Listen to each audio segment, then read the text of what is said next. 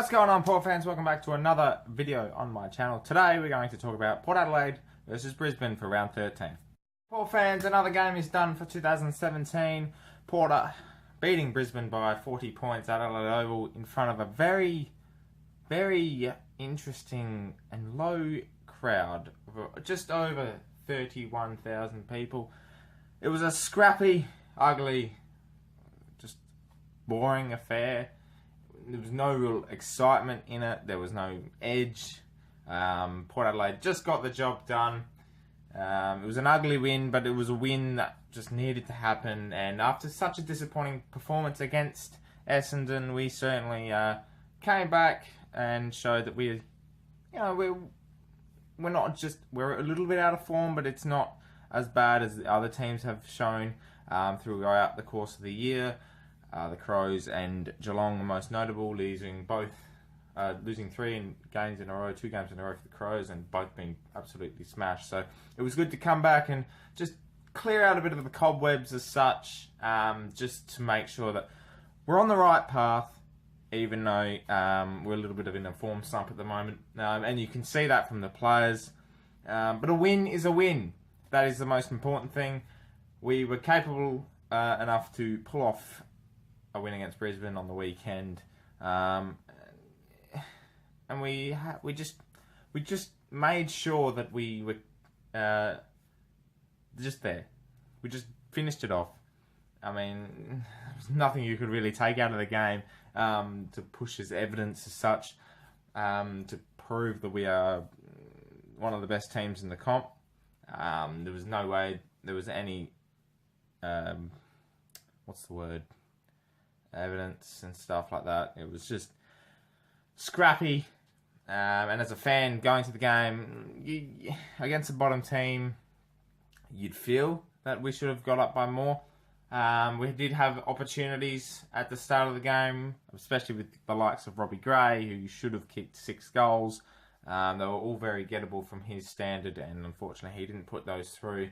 But he was brilliant on the weekend, no doubt about that. It was good to see Robbie back to his best, and that mark in the goal square. Oh my God. Robbie Gray.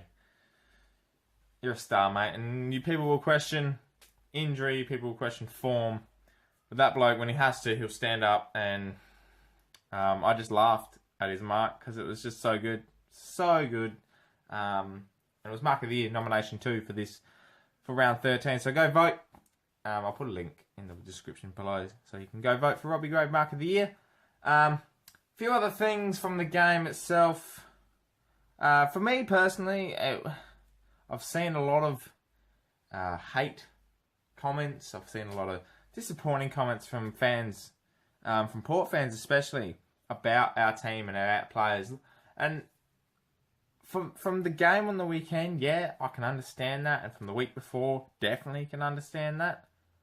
But for me, I feel it was more of a building of confidence as such.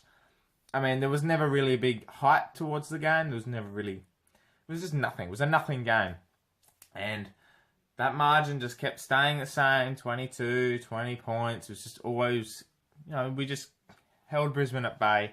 And eventually, we broke out a little bit and getting 40 points. Which is, for me, character building, because it shows that we can grind out games even though they're scrappy and they're not to our best. Credit to Brisbane though, they were absolutely brilliant. For a bottom side, they've still got confidence. The likes of Zorko, Hipwood was fantastic. Dane Beams is a gun for them. So credit where's credit's due. Brisbane played brilliant, and I think they should look at playing every game away, because they seem to play better when they're away from the Gabba than they are when they're actually there. So, but that's just me, right? So. But yeah, I'm moving on.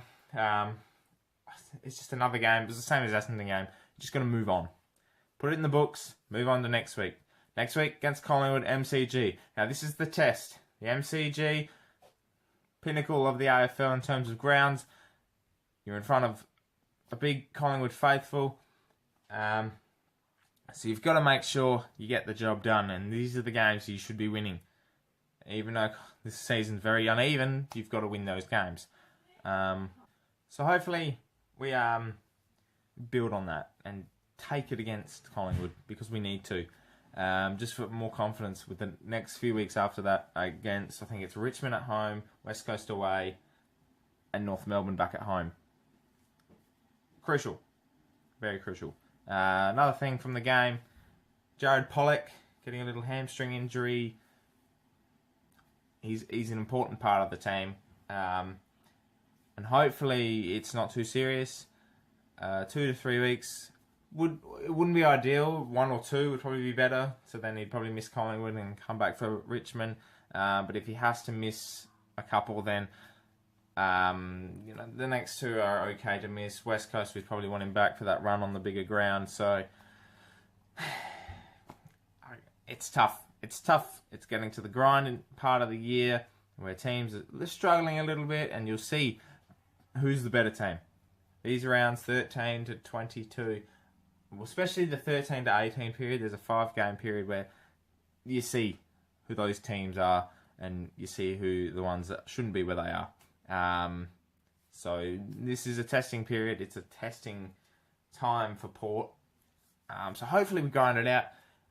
And out of the next 4 or 5 games, you'd want to win at least 3. So then that'll make us 10 and 7, sorry.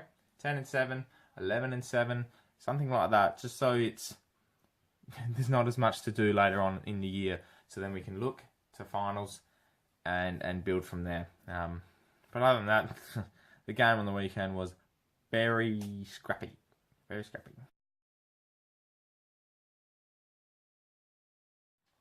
Moving on to the things I learnt. It was a game that you really didn't learn a lot from, really, but there's a few. One in particular that was that stuck in my mind from the whole weekend was Port fans don't like bad form. Wow. There's a few groups on Facebook that they attack. Wow, they attack. And it's nothing, that's just the passion showing. And then they get under each other's skin, and then they just feed on each other. And then they go off. And then they blur out stuff that they probably don't mean, but it's just heat in the moment, some kind of stuff. And I can understand that. Everyone's got it. And I'm not having a go at the Port fans, because that's just passion, that's just love. And I respect that completely. But just keep it on the low a little bit. I mean, they're just in a little bit of a rut, the team at the moment. I can't speak on behalf of all of you. I can't speak on behalf of every single Port fan in the club, because I'm just a small YouTuber, right? But just give them time. Every single year we have this problem. It's in the middle part of the year. And then there's a couple of games we just played badly. And hopefully these are the 2 that we've played badly. And against Collingwood next week, big ground, MCG, big stage. Should be good weather. I'll be there. And I know lots of other Port fans will be there too, cheering on. So just keep the faith a little bit and reserve judgment until maybe after the Richmond game, because that's, the next top 8 team will play. So if we beat Collingwood this week and then take it to Richmond and beat them, then give an idea. That will give us an idea on how we're going. And that's when I'm going to give my judgment and biggest criticism. I'm speaking ahead of what my brain's actually doing, so that's why you hear me go. Another thing I learned was SPP is an absolute gun. He is the rising star, as I almost fall over. He is a rising star for me. You can say I'm biased, but he is the rising star for this year. I have not seen a young player take on the game in crucial moments like he has in every single game. And people say give him a rest. I can't see him getting a rest. 16 disposals, 2 goals on the weekend, 1 from outside 50 in the square. The kid lights up Adelaide Oval. I mean, he's a gun, an absolute gun, and I can just speak about him all day, because he's becoming one of my personal favourites, and I'm really enjoying the way he's playing his footy at the moment. And if he doesn't win the Rising Star, then wow. That's just being... If a Victorian wins the Rising Star over SPP, I will be pissed.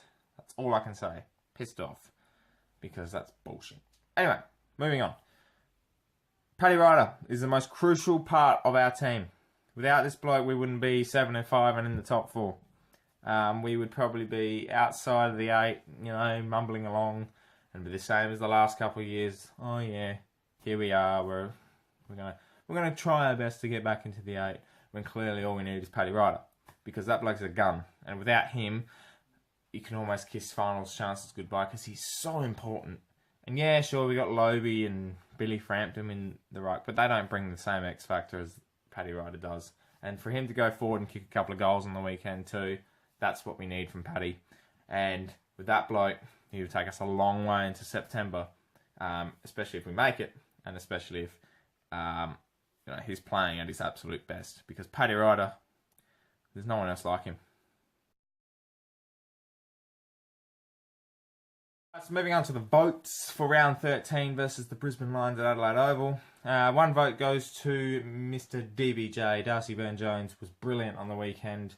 25 possessions. He was just attacking the ball. He was getting those rebounds. And he was defending superbly. And yeah, we can question some form of others, but he is in golden form.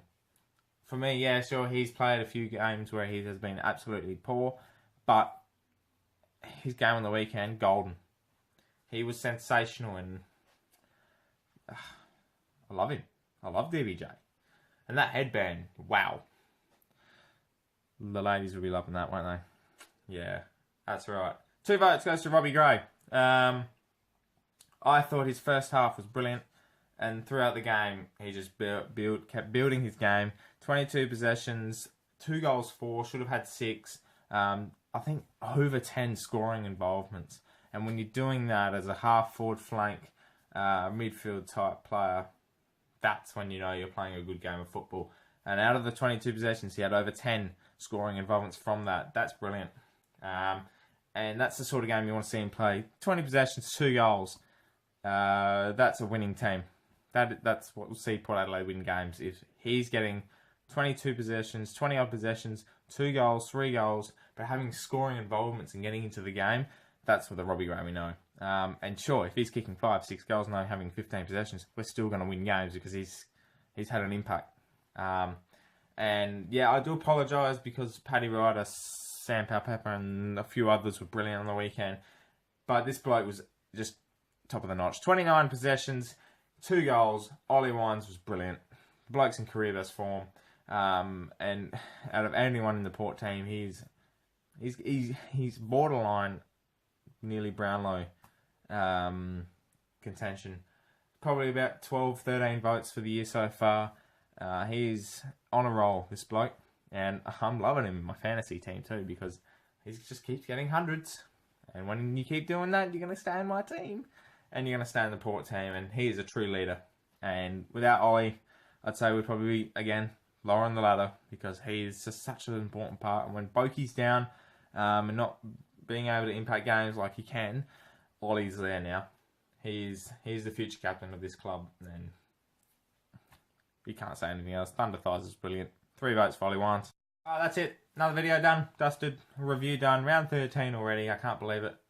It was round 13. I better get that right, otherwise, backlash. But no, well done to Port. Good win on the weekend. Moving on to Collingwood at the MCG. I'll be there this weekend, so if you are going, let me know.